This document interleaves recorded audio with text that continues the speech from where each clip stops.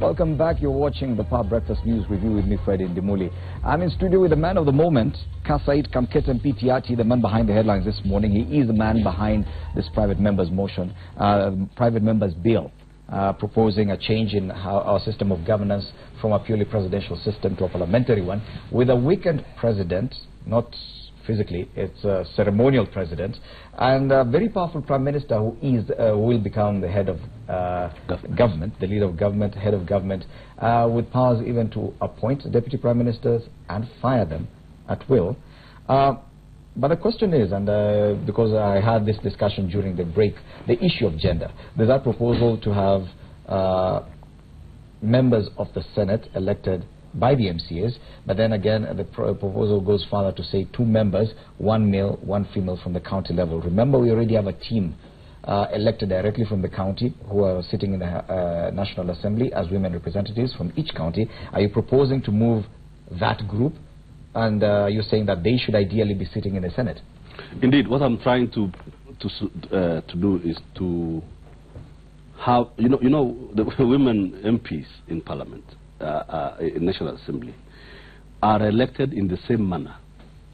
They share a constituency with the senators, yes, and governors, and they go through the rigors of that election together.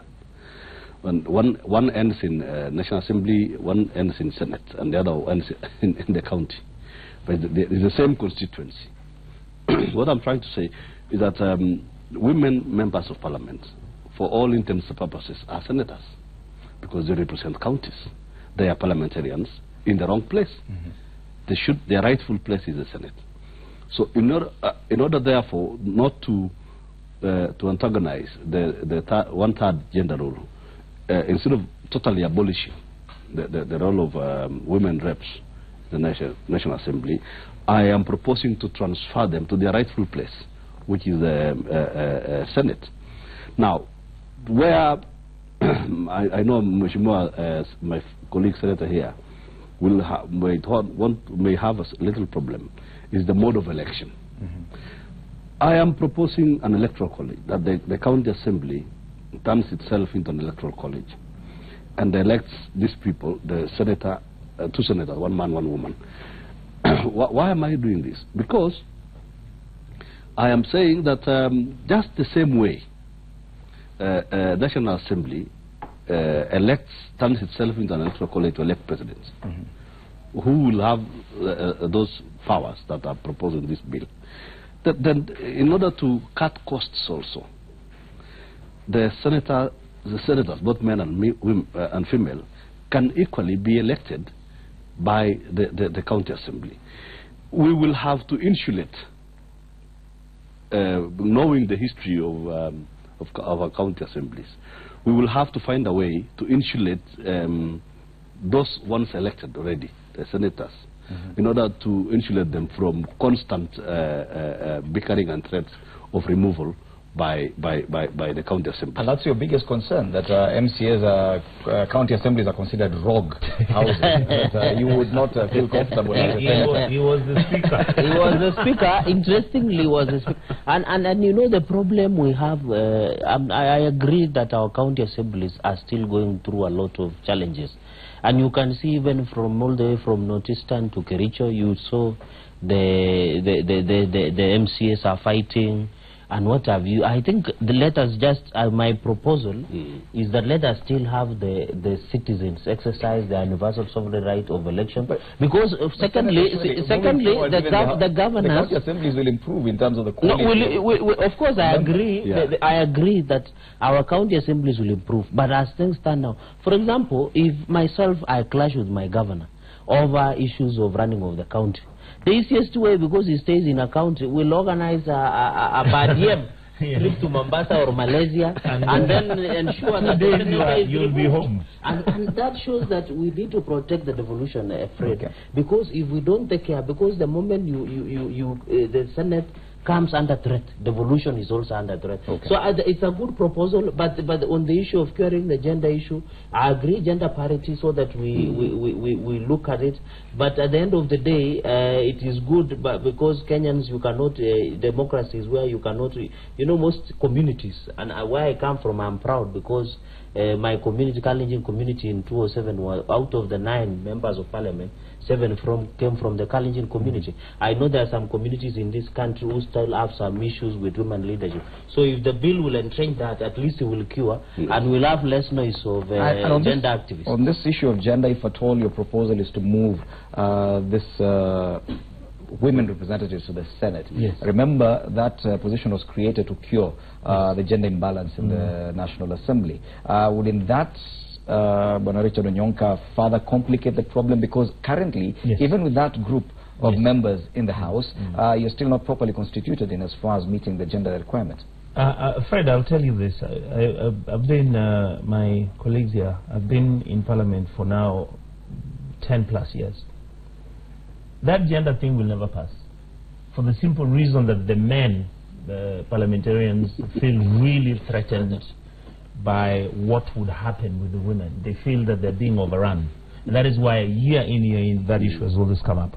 For me, and for many of us, what we've been saying is this. What Honorable Kamket has done is if I can be allowed to say this, is give us a framework on something we can work with. And my argument is on the women reps.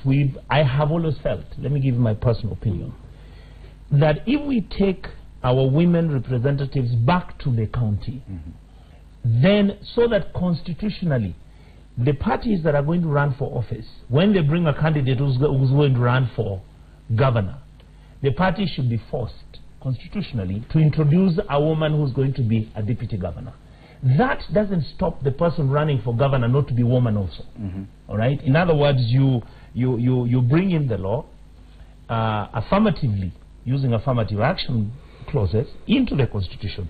You then give a woman to automatically be the one who's going to run with the governor. That is well and good, but does it cure the gender imbalance in the Houses of Parliament? What it means is this: you are going to actually empower 47 women to become the #2 executives within the county governments. And we believe, some of us, that what the drafters of the constitution were trying to actually mitigate is the fact that what do we do to bring our sisters and our mothers to get into government, so that with time, and this can be transitional, we can say in the next 20 years we'll be actually having this, so that the women representatives can then be in a position whereby they have positions of power and authority, so that they can then begin to train themselves and engage themselves to become leaders and governors. Of course, Joyce Laboso has tried. Of course, Madam Ngilu has. Those are exceptions. Okay. Yes. But Bwana Kamket, did this issue of gender balance occur to you when you're drafting this bill? Because, of course, that will come up, and it will be one of those that will be challenged by gender activists. The fact that you not necessarily provided for the ability of the House to meet that threshold. No single gender should be more than 2/3. This dalliance with whether women rep should be in the Senate or in the National Assembly, it will definitely be opposed at some point. I have not in any way tried to weaken the position of the woman. I want to agree with my colleague here, Honorable Onyonka, that there is a bit of disquiet among the men that they may be overrun by women. But I do not share that myself. What I'm only saying is that the women representatives in Parliament, in the National Assembly, are misplaced, in my opinion.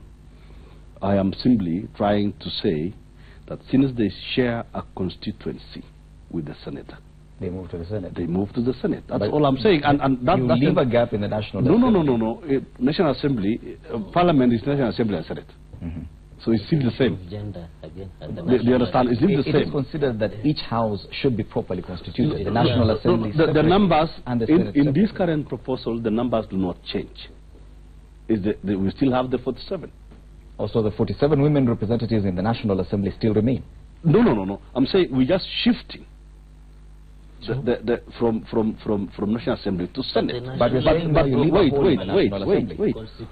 Now, the idea of meeting the gender balance now, increasing from 47 and many more, is a different matter altogether. What I'm saying is this: I have not in any way reduced. But you've also, I am maintaining what we have. We must safeguard our gains as a people. We have this gain, first gain, that we have this gain of 47, right? And I'm not in any way removing the 47. Now, as to whether which manner we are going to increase the other numbers, it's left to everybody else to come with their own wonderful ideas. The men are going to tell you, okay, you're bringing the women to us in the Senate. They are 47. And we are 67. That means we're going to be 110. The women will be majority in the Senate permanently. The women will never vote for this bill. The men, sorry. The men will tell you, we are going to be a minority in the Senate. And then do you see where I'm coming from? So you need to rethink. You need to rethink about the biggest challenge that will, when you transfer women from National Assembly, the National Assembly will never be properly constituted as per the law, because they will be at that gender role. And now the boy child will feel threatened, and therefore they will now be screaming. I think one of the ideas you will rethink is, Fred, is I agree that we should make mandatory the deputy governors across the 47. I think it's a good idea, well tailored, so that they can become the deputy governors, even if any candidate. One of the recommendation or one of the requirement before you file with IBC before running for a gubernatorial election, your deputy is a woman, so that we ensure progressive These are further proposals, democracy. But of course it is rather clear that the issue of gender has not been well catered for in this. But I want us to go back to the issue of the presidency. And of course there's this obsession in Kenya. There's been an attempt to actually devolve power, but Kenyans are still obsessed with that man at the top, the president. And that word, just the title president, is what Kenyans believe is a center of power. Do you believe that even making this person, the president who's elected by parliament, a ceremonial figure, head of the defense forces, but do you believe that Kenyans will get over that kind of obsession that we have in the president? Of course, the prime minister will be more powerful as leader of government. Do you think the president will be really weakened, as the headlines suggest? It is time to change tact. And the beauty of this bill is that eventually we will go into a referendum.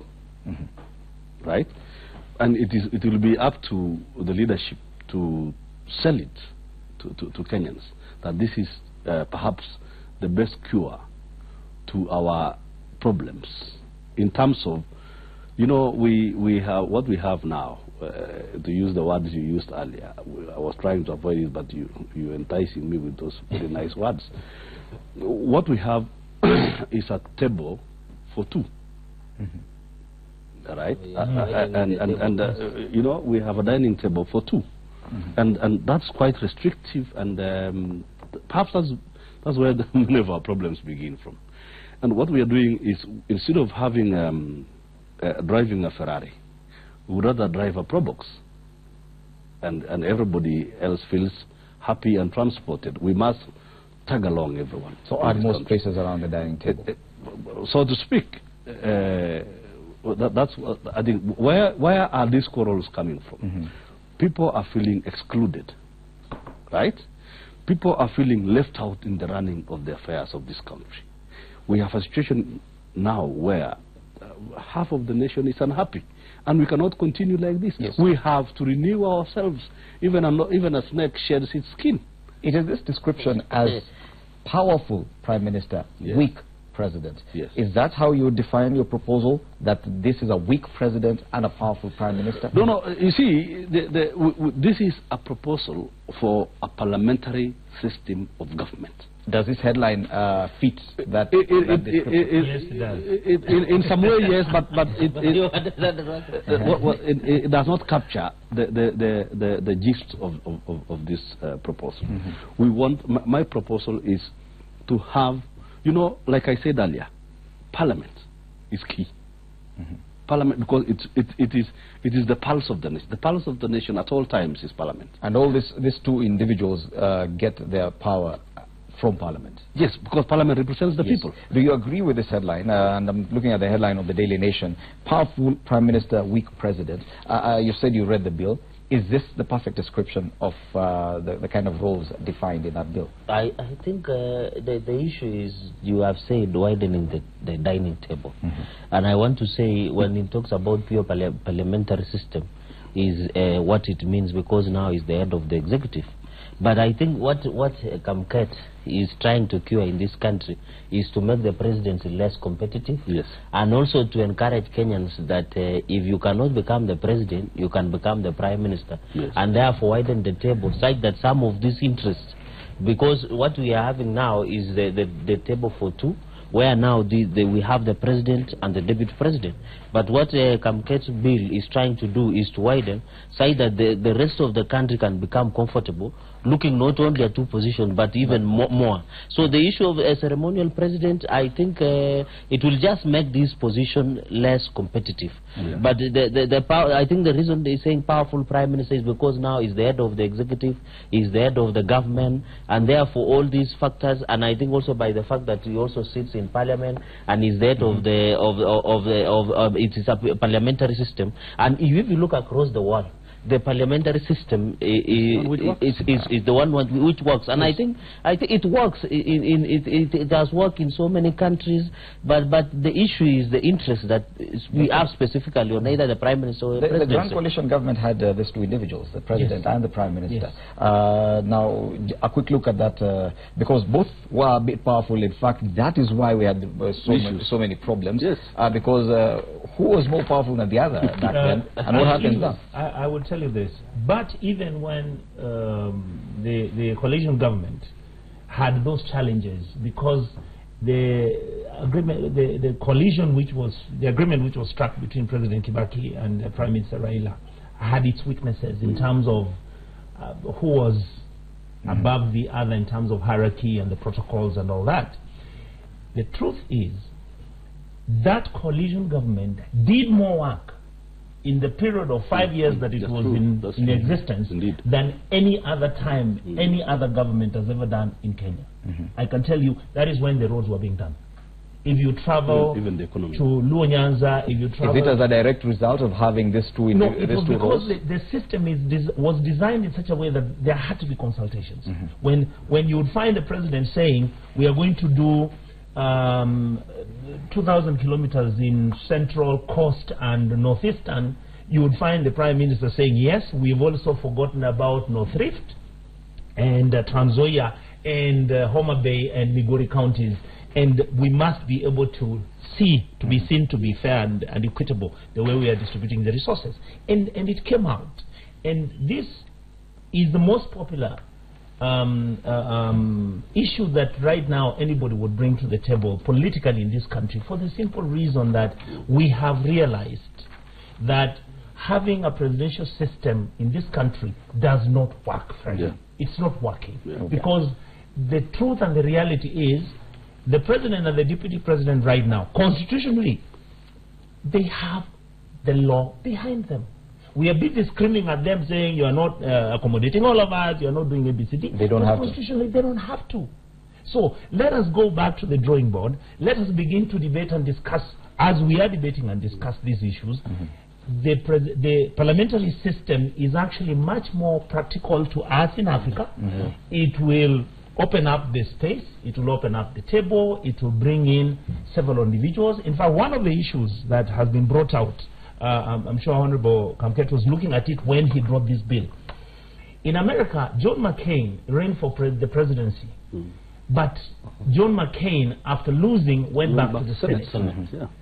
It is only in Kenya where you have a prominent individual, Prime Minister Raila Odinga, Kalonzo Musyoka, Musalia Mudavadi, and Moses Wetangula. At least Wetangula survived. He's still in the Senate. The three most important political players in this country, they lose an election, then you tell them to go home and sit down and do nothing. Okay. They will rev it at you, and there's nothing you're going to do. And I think that is one of the reasons NASA should support this bill, because it will cure. Because if you get somebody with 6 million plus votes or that number of votes, and then they go home, it is very unfortunate.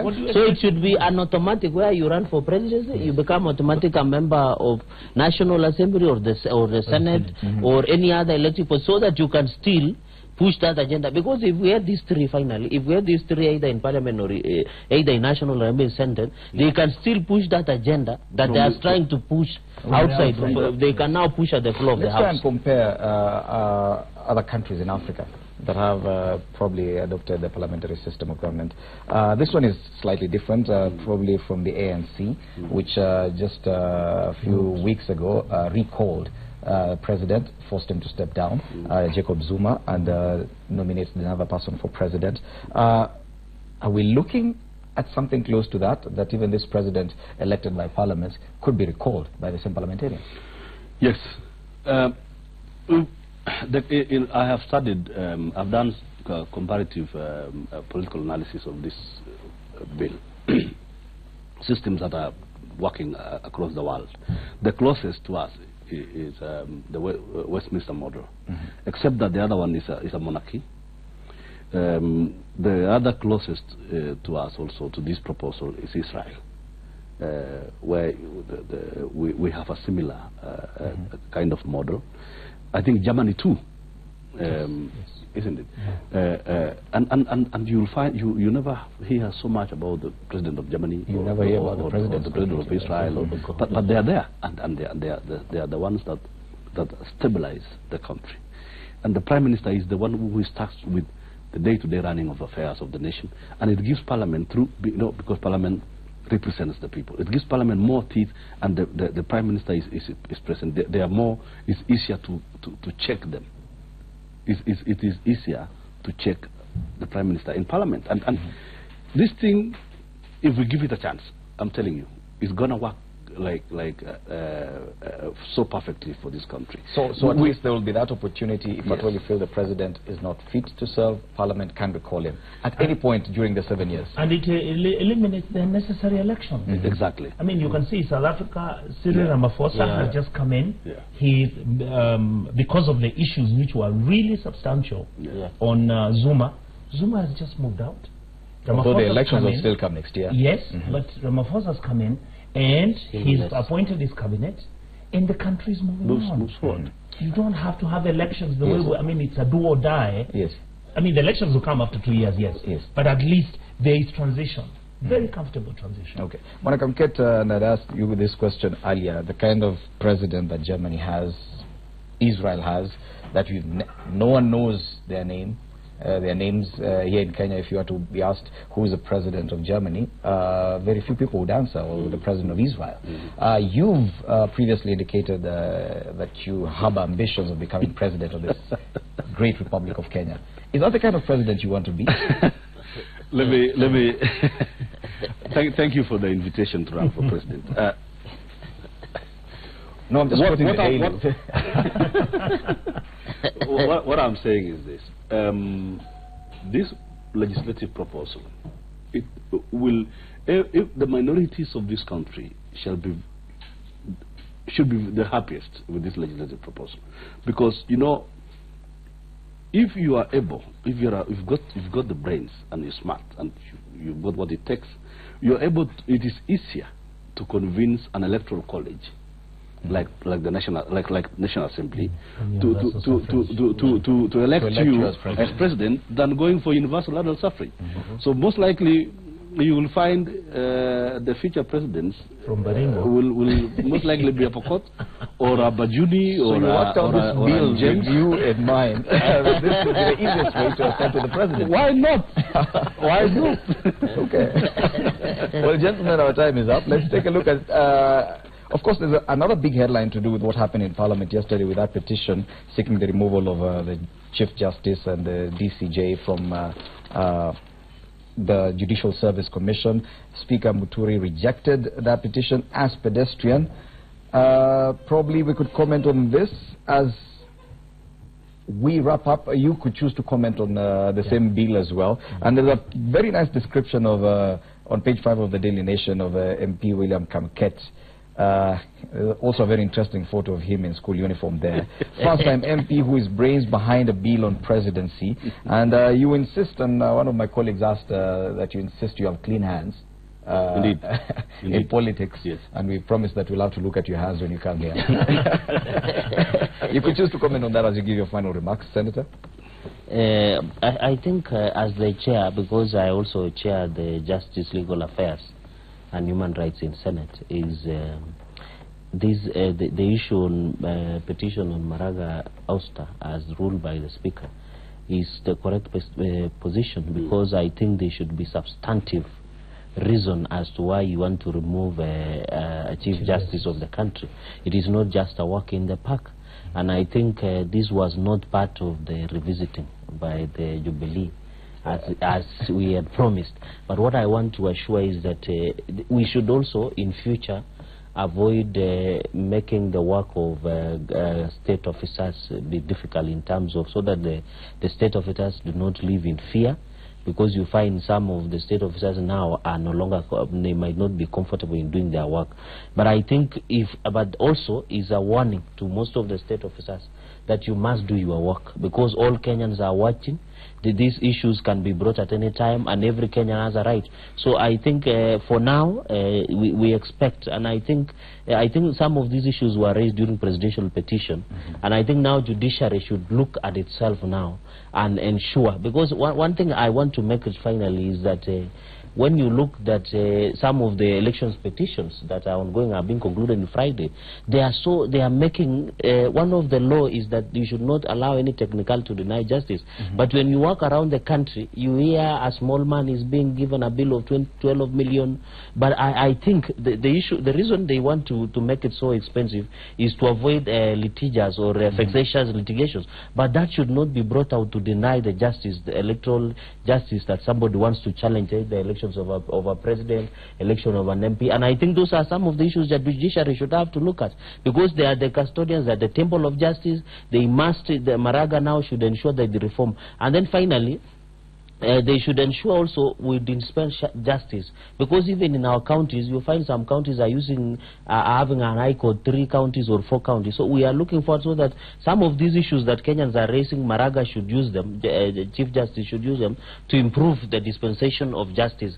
But going forward, I think that is what I saw. Finally, I want also to condemn the killing. I was a student leader, so it is very unfortunate. I hope there's somebody who did that. It is very sad to kill a student leader in Meru, and I hope the police are moving in with speed so that we can ensure the justice for the family, and it is a very unfortunate incident. Okay, Richard Onyonka, and take it to the church. For me, gosh, I have two issues I want to raise. Let me start with the Maraga issue.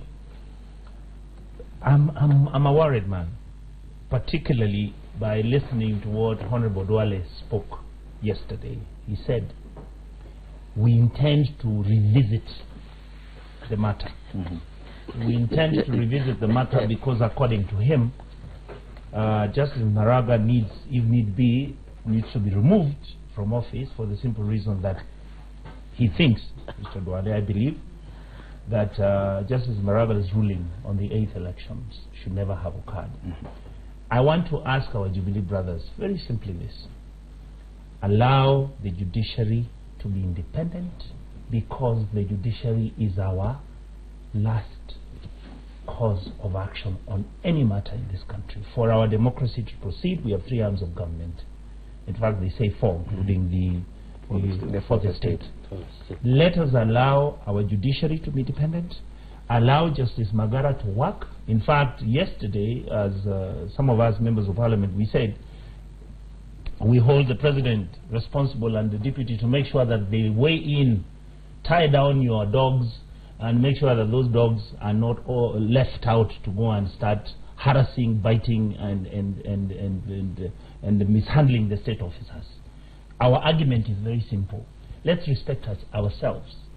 All right? Let us not start becoming vindictive from the perspective that, oh, Maraga should rule pro-government should ask the judges to make rulings which are pro-government in order for the government to be strong. And of course, my friend who I went to university with, David Murathe, has said President Uhuru should become a benevolent dictator. I don't think that the nature and personality of President Uhuru wants to be a benevolent dictator. I think President Uhuru has a legacy to keep. President Uhuru should maintain this country to be a democratic country. There should be fairness, equity and justice in this country so that we feel comfortable, so that the vulnerable don't feel exposed. Okay. Thank you. And finally, Kasait Kamket MP Tiati. Thank you. On this matter of Maraga, Justice Maraga, I haven't looked at the petition. I heard what the Speaker ruled yesterday. I totally agree with the Speaker. I have been saved by the judiciary so many times when some people were trying to exercise their little power on me, a little acquired power on me. And let me tell you, the judiciary is sacred. It is like Mheshimiwa, my colleague here, said. It's our last line of defense. That is where everyone goes, and I do not believe that we should harass the judiciary. That gentleman who tried to bring his petition was a bit pedestrian. But I am totally in support of a very independent judiciary, and this judiciary is the one which has kept this country together. Perhaps at the time when the Supreme Court made that decision about the August 8th elections, I did not agree with them to some extent. But you know, some things happen for a reason, and they came and corrected it later. And so let the judiciary be, and let the judiciary be so independent. Thank you so much, Kasait Kamket MP Tiati, man of the moment. He's the man behind the biggest headlines today on both dailies. Bid to bring powerful Prime Minister, weak President on the Daily Nation. Radical bill pushes for one-term President on the Standard. This will definitely make for the biggest discussions going forward, at least for the next 1 week. Thank you so much, Bwana Kamket, for agreeing to this, to be part of the News Review team this morning alongside Samson Cherargei, Senator Nandi County. As always, it's been a pleasure. And last but not least, Richard Onyonka, MP Kitutu Chache South. Always a pleasure to have you at this panel. Thank you. Ladies and gentlemen, remember, Power Breakfast still continues. It is a hashtag to use up until 9 a.m. More happening on the show. There's music, fitness, nutrition, a lot more. So do stand by for that. My name is Fred Indemuli. Good morning.